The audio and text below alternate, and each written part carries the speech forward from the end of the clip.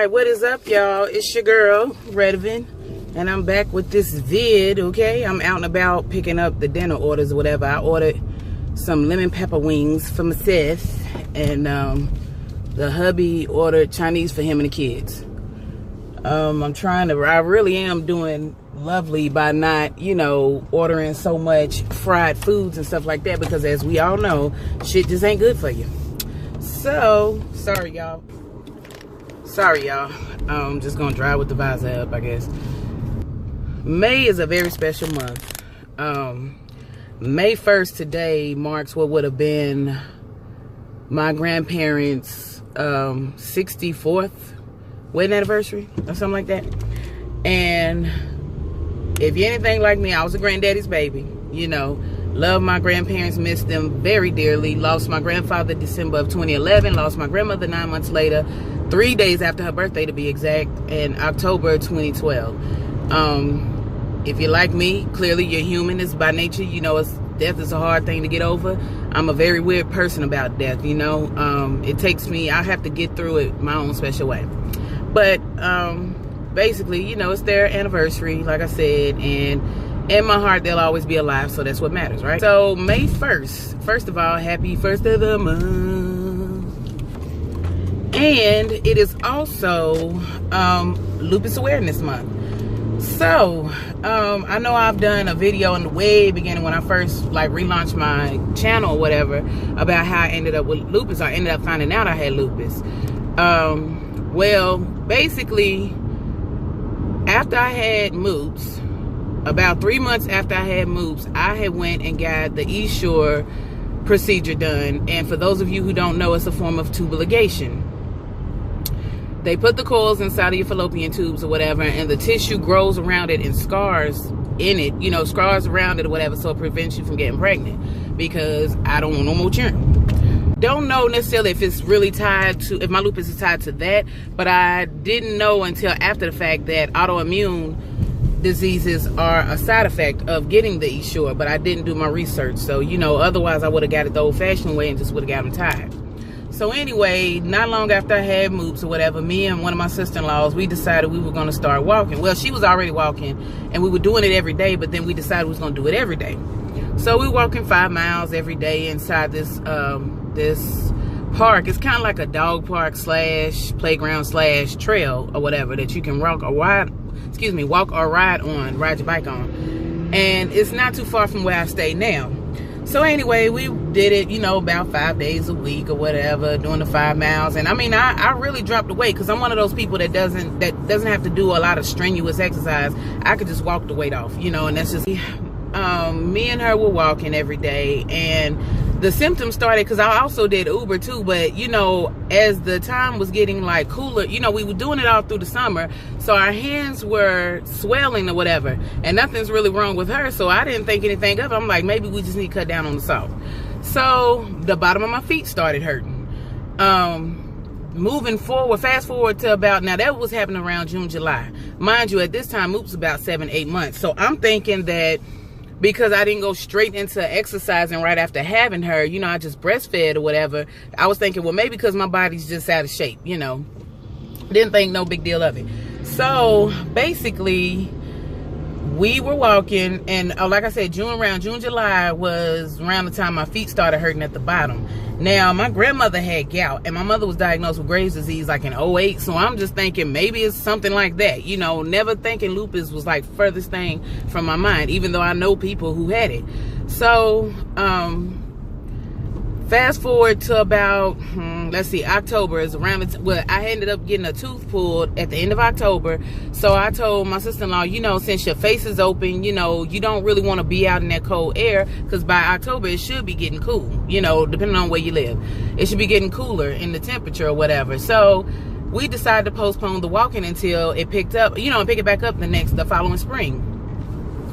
So, I noticed in that week, I was just getting real tired. Just needing to take a nap, almost every day that week, it seemed.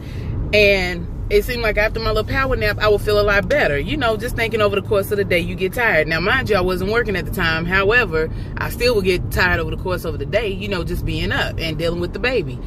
So fast forward to November, the pain, I started getting shooting pains from like my hands, like my fingers and hands. Let me scale back, because the beginning of November, my fingertips and my hands and stuff were tingling and having numbness. Now, diabetes and high blood pressure, you know, regular black folks disease. Those run in my family on my mother's side. It's a lot of drug addiction on my father's side, so I don't even know medically what could be wrong on that side of the family. You know, I just know my medical history on my mother's side, because that's the side that I was raised with. So, thought it was gout or whatever, but I went to Googling. You know how you turn into a Google MD. You know, you get to researching symptoms and stuff, and you think you have all these things. But it ruled out of gout or whatever because it starts in your big toe. So it wasn't just in my big toe, it was all on the bottom of my feet. So, ruled that out. I know my grandmother told me years ago that when she found out she had diabetes, she had the tingling and stuff in her fingers and her hands. So I thought that's what it could have been, even though that was still rather odd to me. I knew it wasn't my blood pressure, because I'm just a lucky person when it comes to that. My blood pressure has never really been out of the 110s over 70s unless I had a cold, and then it's still target at 120 over 80. So, and not even in pregnancy did I have issues with my blood pressure. So, ended up going to see the doctor in December, because my mother came down to Greenville to visit us for Christmas, spend Christmas with us. And she was like, maybe it's onset of arthritis. And I'm like, what the hell is it? You know, what is arthritis got to do with it? Like, shit, I ain't been doing nothing. I ain't been working. All I've been doing is lifting the baby. Because let me tell you, it got to a point where whenever she would get up for a nap or she would get up for the morning, I would have to scoop her up, like find all the strength in the world to scoop my baby up out the crib. Now, by that time, she was learning to walk with assistance, meaning walking with my hand, holding her hand or whatever. So it kind of just worked itself out. I mean, it took us a minute to get to that couch, but hell, she was walking slow anyway. So it ain't like less than 1 year of age. She could tell the difference any damn way, you know. But I'm telling you, I was hurting so bad some days. It was just crazy, because I don't even know what a pain's like. It's just, like I always tell everybody, I went to bed well, but I woke up sick. And that's literally how that shit just happened. So, went to the doctor December 29th. And it was my first time getting established with an actual PCP, or primary care physician, because when I first got to Greenville, I was pregnant, you know. And so the only doctor I would be seeing is an OB, right? So, and then the blood work that they ordered, unless they know for sure that you have a predisposed disease or something like that, something that runs in your family, they're not really going to check for that kind of stuff outside of dealing with the pregnancy. So, sorry y'all if these shadows are bothering y'all. So, basically, I ended up getting some blood work. Well, she did the stretches, and we thought it was carpal tunnel, but because I didn't react in the way that somebody with carpal tunnel would react to those stretches, we ruled that out. So she gave me Flexeril or whatever, and told me to keep taking the Motrin, keep taking Motrin as needed. Now, mind you, by this time, I'm taking about 4 Motrin a day, like every other day, because I was just in so much pain. So I ended up coming back for a follow-up. I went back on a Monday, drawn my blood. By Wednesday, I had got a phone call saying that it looks like lupus, but she didn't want to diagnose it herself because that's not her specialty. You know, she's just a primary care physician. She's not a rheumatologist. So, by the grace of God, when she put me in a referral, and she tried to expedite the process as much as possible because she knew I was in a lot of pain. Now, mind you, in that meantime, I'm on a Medrol pack, which is like a 6-day steroid dosage type thing. Like, you take 6 pills one day, then 5, then 4, and then till it all the way declines, excuse me if I'm spitting, till it all the way declines down to 1 pill. And it helped out a lot, but then the pain started coming back, and at one point, like I said, somebody ended up canceling their appointment. So that's how I got in to see the rheumatologist. But the week before I went to go see the rheumatologist, I had a real bad flare up. Like, it was crazy, y'all. Like, in order to go take a piss, if you're anything like me, you don't really sleep in underwear or whatever, because it feels real restricting. So I always go to bed commando. I know it might be TMI, but whatever. And so when I needed to use the bathroom, like just to go take a pee, I was in a lot of pain. It was like hurting for me to pull my pants down, and then I would spend at least 15 minutes on the pot because I knew how much pain I was in. It was hurting for me to stand up. It was hurting for me to do anything, y'all. Like, when I say that pain is no joke, it is no joke. So I ends up, like I said, having a flare up the week before I went to go see the rheumatologist. And I went to go see her, and so I can first of all get established with my own specialist, but so that we can get down to the bottom of why I was hurting. Having to get like 15, 16 tests done, because you know they give you the rundown. You give them the rundown on your family history and all this other stuff. So once that's said and done and we do the full assessment, I ended up having to get my blood drawn, of course, to completely, so we could get to the bottom of it and completely diagnose the situation. So I at least had about 16 tests done, and that included a urinalysis, which is, of course, peeing in a cup. Done, and then like at least a week or so, it was a week or so before she actually fully diagnosed me, because I didn't get diagnosed officially until January 4th of last year. My first appointment with her was like earlier in the month. It wasn't in December, because, you know, like I said, it was December 29th when I saw my PCP. But it was like beginning of January, and then January 24th I was diagnosed. So before then she was giving me like vitamin D or whatever, because normal vitamin D is between 30 to 90, I believe, and mine was a 16. And that's why when I said I had got that tooth pulled back in October, I was feeling so tired and feel like I had to go to sleep all the time because of that. And then in retrospect, my mother and my husband have said it on 2 different occasions that I used to complain about being tired all the time. My mother, you know, dating back from when I was a teenager to like my husband, you know, in more recent times, in more recent years or whatever.